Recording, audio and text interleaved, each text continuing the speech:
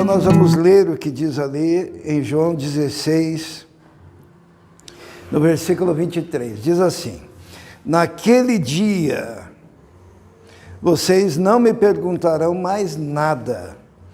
Eu lhes asseguro que meu Pai lhes dará tudo que pedirem em meu nome. Até agora vocês não pediram nada em meu nome. Peçam e receberão, para que a alegria de vocês seja completa. Embora eu tenha falado por meio de figuras, vem a hora em que não usarei mais esse tipo de linguagem, mas lhes falarei abertamente a respeito de meu Pai. Nesse dia, vocês pedirão em meu nome. Não digo que pedirei ao Pai em favor de vocês, pois o próprio Pai os ama, porquanto vocês me amaram e creram que eu vim de Deus.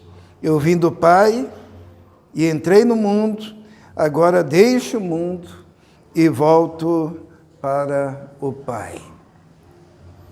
Esse texto que nós lemos começa ali: naquele dia vocês não me perguntarão mais nada. Naquele dia, que dia que seria esse?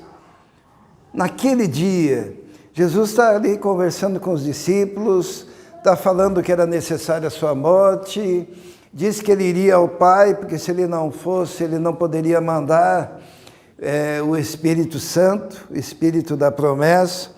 Só que num dado momento ele diz assim, naquele dia. Que dia seria esse, né? Nós temos uma tendência muito forte em acharmos que no Velho Testamento que era bom, né? Que acontecia coisas grandiosas, porque no Velho Testamento Deus se manifestava na sarça, no Velho Testamento Deus abriu o Mar Vermelho, no Velho Testamento Deus dirigia o povo através de uma nuvem, uma coluna de fogo, mandava maná, era algo tremendo, né? E a gente pensa, que bom seria se nós vivêssemos nessa época, naquele tempo. O profeta Isaías, no capítulo, se não me engano, deixa eu ver aqui, mas mantenho lá em João, tá? Isaías, no capítulo 64, nós encontramos inclusive um suspiro do profeta dizendo assim, ele usa essa expressão, se rompestes os céus e descesses, e os montes tremessem diante de ti, como quando o fogo acende os gravetos e faz a água ferver, desce para que os teus inimigos conheçam o teu nome, as nações tremam diante de ti, pois quando fizeste, passado, coisas tremendas, coisas que não esperávamos, desceste e os montes tremeram diante de ti. Havia um anelo do profeta Isaías de que aquelas coisas se repetissem, né? Se tu fizeste isso tudo de novo. Quando ele se refere ao monte, é o Monte Sinai, da onde veio a lei para o povo, né? E havia porque era uma época difícil do profeta, e ele pensava, se acontecesse tudo de novo. E muitas vezes, voltando lá para João 16, muitas vezes nós temos isso no nosso coração, e a gente até ouve o povo dizendo, se acontecesse hoje em dia o que aconteceu na época de Moisés, aquilo sim é que era a igreja. Eu fico até pensando que talvez alguns dos irmãos tenham pensado isso já, né? Mas, porém, Jesus, ele fala de um novo dia, né? No versículo 23 do capítulo 16 de João, ele diz, naquele dia. Ele está falando de um tempo depois da sua morte, num tempo depois da sua ressurreição, num tempo depois da sua ascensão, num tempo onde ele está sentado à destra do Pai, ele volta ao Pai, e ele está falando que esse tempo é o tempo da maturidade, Porque o tempo que eles estavam vivendo ali está no versículo 12. Veja como que era o tempo que viviam os apóstolos junto com Jesus. Versículo 12, o que diz ali? Tenho ainda muito que lhes dizer, mas vocês não podem suportar agora. Mas quando vier o Espírito da verdade, ele os guiará a toda a verdade, porque não falará de si mesmo, falará apenas o que ouvir e lhes anunciará o que há de vir.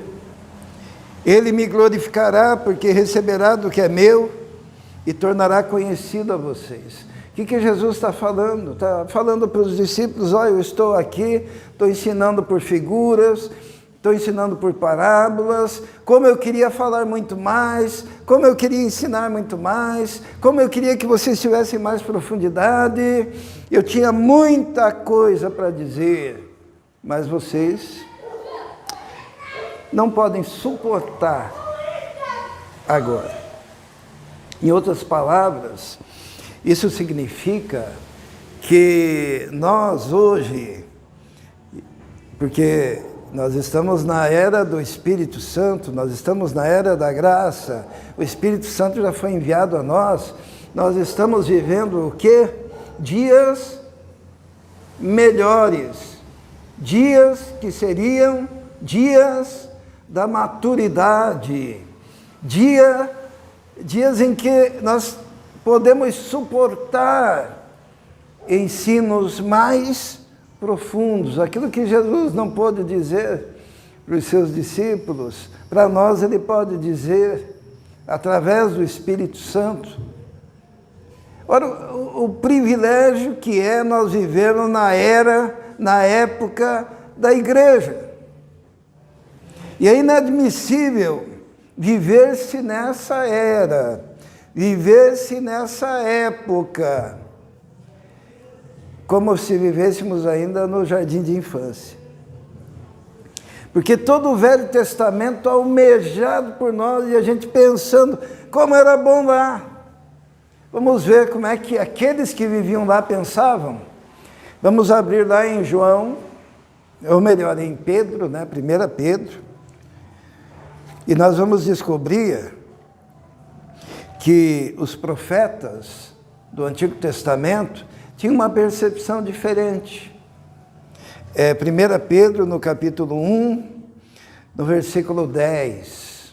1 Pedro, vou dar a oportunidade que todos encontrem, no capítulo 1, no versículo 10, diz assim, ó, foi a respeito dessa salvação, essa que nós vivenciamos hoje, foi a respeito dessa salvação que os profetas que falaram da graça destinada a vocês investigaram e examinaram, procurando saber o tempo e as circunstâncias para as quais apontava o Espírito de Cristo que neles estava, quando lhes predisse os sofrimentos de Cristo e as glórias que se seguiriam àqueles sofrimentos.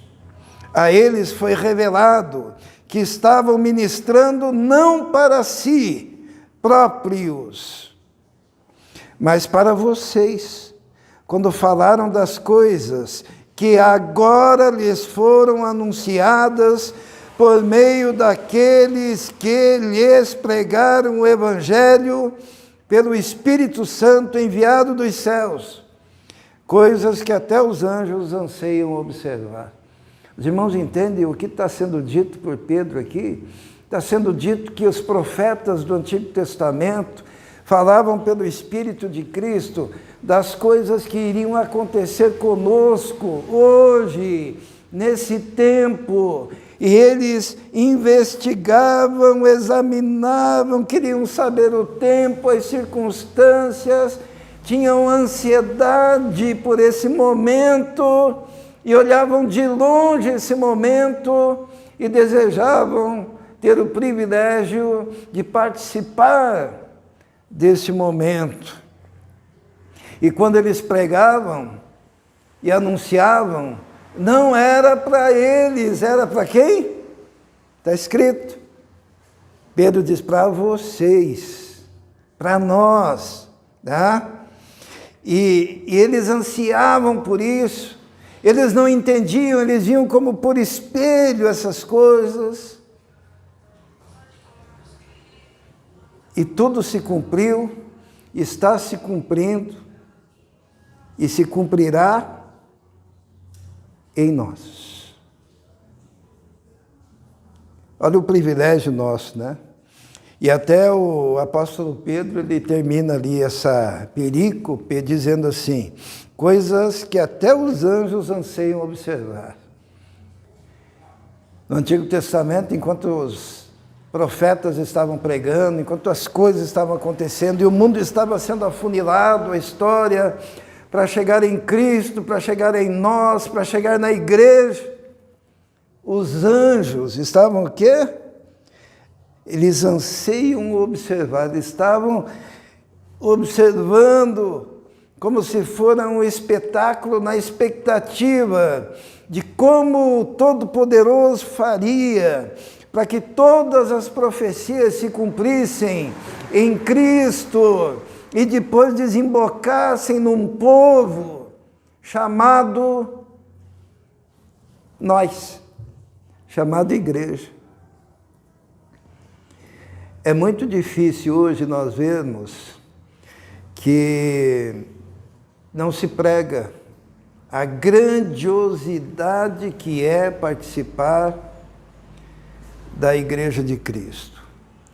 Vamos ver lá de novo em João, no capítulo 16,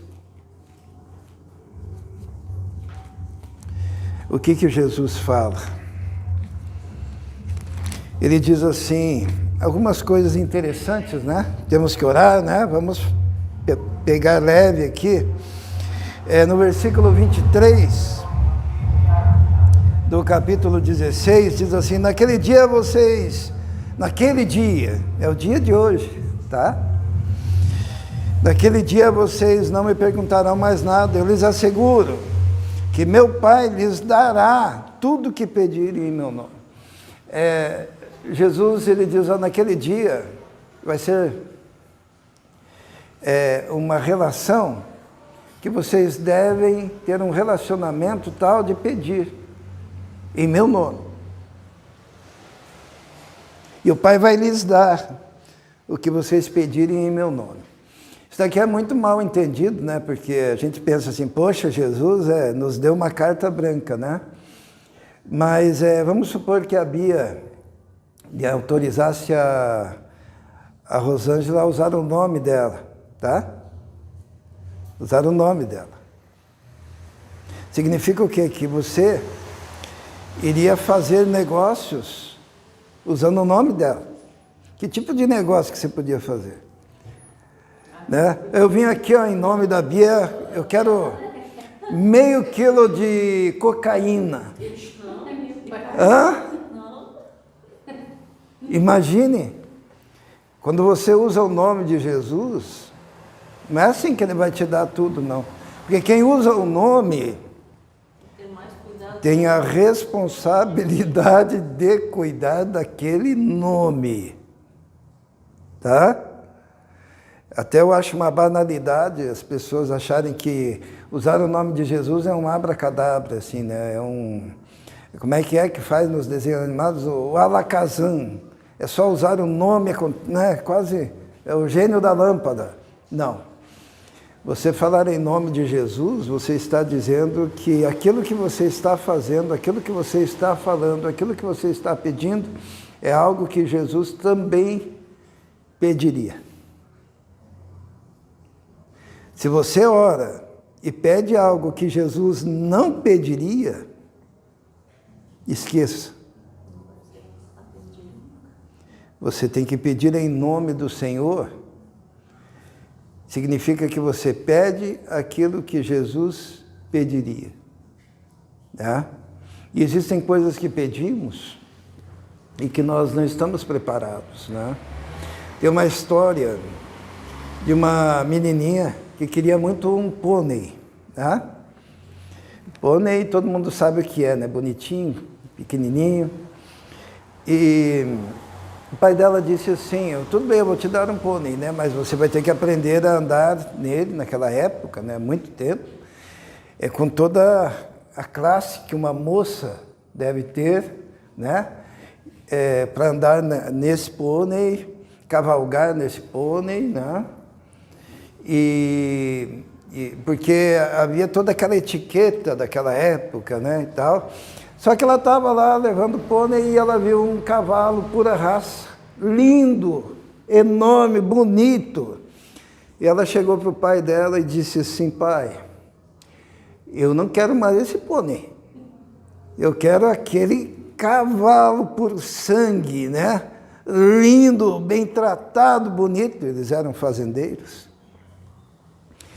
Daí o pai teve que dizer para a moça, né, para a menina, disse assim, quando você aprender a andar nesse pônei, a montar nesse pônei, com toda a fineza que é necessário, quando você souber lidar com isso, daí sim, mais para frente, quando você estiver preparada, eu posso até te dar um cavalo puro sangue. Mas se você não sabe nem lidar com o pônei, às vezes nós somos assim, né? O pregador, ele quer, mas você não sabe nem lidar com as coisas básicas. Você pede coisas. Você não sabe lidar com a sua família, não sabe lidar com os seus filhos, não sabe lidar com o seu trabalho, não sabe lidar na sociedade. E é um aprendizado que nos leva a coisas maiores. Mas a gente pega em nome de Jesus, eu quero. Mas Jesus, ele não vou pôr meu nome aí não. Né? Tem coisas assim, chega para Miriam e diz, Miriam, deixa eu usar seu nome que eu quero fazer um negócio ali. E a Miriam olha assim e diz, não quero meu nome ligado com isso não. Jesus, ele quando nos dá essa autoridade, ele também nos dá, junto com essa autoridade, a responsabilidade do zelo para com o seu nome. Então nós vivemos na era da igreja, que é a era da maturidade, era da responsabilidade, né? Infelizmente nós temos encontrado muita imaturidade. Vamos ler mais um pouquinho, né? Diz assim que no versículo 26, vamos ler, falando, nesse dia, está falando do nosso tempo, tá? Vocês pedirão em meu nome, não digo que pedirei ao Pai em favor de vocês, pois o próprio Pai os ama, porquanto vocês me amaram e creram que eu vim de Deus. Então aqui Jesus, ele fala da era da igreja, e ele diz uma coisa que as pessoas não gostam de ouvir, né? O que diz ali no 26? Nesse dia vocês pedirão em meu nome. Não digo que pedirei ao Pai em favor de vocês. Que balde de água fria, né? Não digo que pedirei em favor de vocês. Só que logo em seguida ele diz assim, pois o próprio Pai os ama, porquanto vocês me amaram e creram que eu vim de Deus. O que Jesus está dizendo aqui? Está dizendo que nós podemos orar diretamente ao Senhor Jesus, mas nós podemos falar diretamente ao Pai, porque o Pai nos ama. E por que Ele nos ama? Porque Jesus diz, porque vocês me amam. E já que vocês me amam, o Pai ama vocês porque vocês me amam. Eu vou trocar esse miúdos, né? Como que a Bia se sente quando alguém elogia o Guilherme? O filho. E daí alguém chega para a Bia e diz, Bia, parabéns, seu filho, eu amo seu filho é maravilhoso. Como é que ela se sente? Ou alguém chega e diz, né? A Elisier, nota 10. Como é que a mãe sente? Jesus disse assim, nem digo que eu pedirei por vocês ao Pai, porque o próprio Pai ama vocês, vai abençoar vocês, vai abrir as janelas dos céus para vocês. Por quê? Porque o Pai está vendo o quanto vocês me amam. Mas tem que amar mesmo. Aí que está, né? Você não tem que amar aquilo que Jesus pode te dar. Né? Tem gente que ama Jesus, mas não ama Jesus, ama o que ele pode dar, né? Por isso que tem essa história, em meu nome, está escrito, em nome de Jesus. Mas você nem ama Jesus. Você continua amando Jesus se Jesus resolver não te dar nada. Você ama Jesus se Jesus ficar em silêncio? Continua amando? E o Pai está vendo, se você ama Jesus. Para encerrar, teve um cara chamado João Batista, era primo de Jesus, sabe? Sabe aquele primo que fica em segundo plano? Aquele primo que diz assim, são mais ou menos da mesma idade, mas daí aquele primo, ele diz assim, olha, convém que ele cresça e que eu diminua. Não tinha rivalidade entre os primos, né? Porque João Batista veio para preparar o caminho para que Jesus brilhasse. Ele amava Jesus. Eis o Cordeiro de Deus que tira o pecado do mundo. Só que aconteceu um fato. João Batista pregando, João Batista não suportava o pecado e ele denunciou o pecado de Herodes. Qualquer hora eu prego sobre isso. Herodes mandou ele para o cárcere. E estava lá João Batista preso. E Jesus fazendo o maior sucesso. Né? E tem um episódio no capítulo 11 de Mateus em que João Batista manda seus discípulos ir perguntar se Jesus era o Cristo mesmo, ele tinha que esperar outro. Acho que ele estava lá no cárcere pensando, estou aqui preso, ninguém veio aqui me acudir, não vai acontecer um milagre, não vai arrebentar as grades, né? A gente sempre tem essa expectativa, né? Que algo aconteça. E João Batista, ele pega e diz assim para os discípulos, vai lá, pergunta se ele é o Cristo mesmo, ou a gente tem que esperar outro. Daí Jesus fala para os discípulos de João, vocês estão vendo aí que os cegos estão enxergando, os mortos estão sendo ressuscitados, os paralíticos estão andando, e bem-aventurado aquele que não se escandalizar por minha causa. Vai lá e diga para o João. Daí foram lá, falaram para o João. Mas o João continua onde?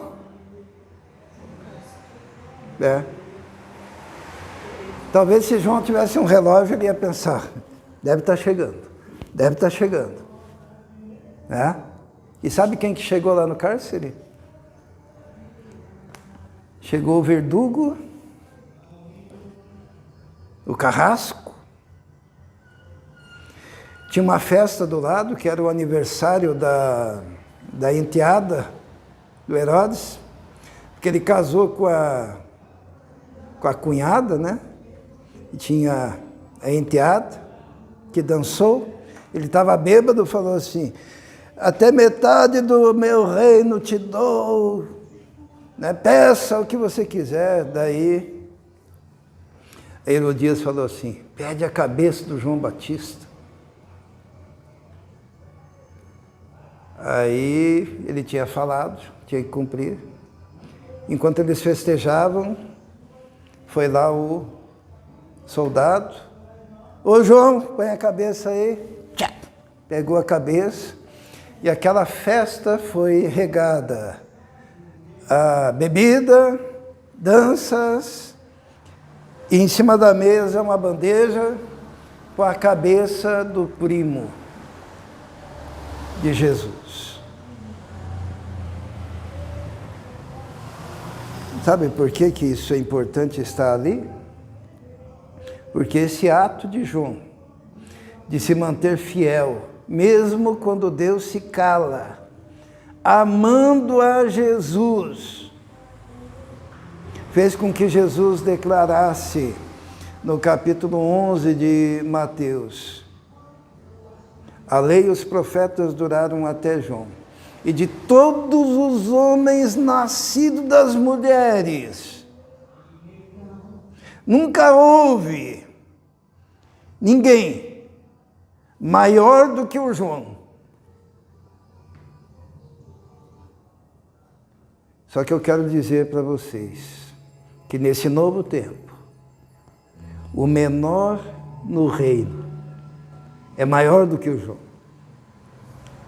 Somos nós, que vivemos numa nova época, a época em que tudo se consumou, a época em que se realizou aquilo que era anseio dos profetas do Antigo Testamento.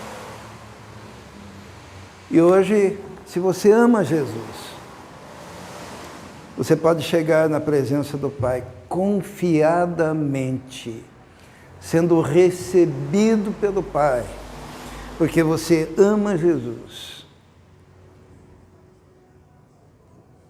Tempos ruins, tempos bons, o amor por Jesus, na igreja de Jesus, só aumenta. Amém? O segredo, sempre se fala do segredo da oração e do segredo da relação com Deus. O segredo da relação com Deus, sabe o que é? É amar Jesus incondicionalmente, de todo o coração. Ame o Senhor teu Deus com todo o entendimento, de todo o coração, com todas as suas forças. Assim a gente cumpre o propósito de Deus. Amém?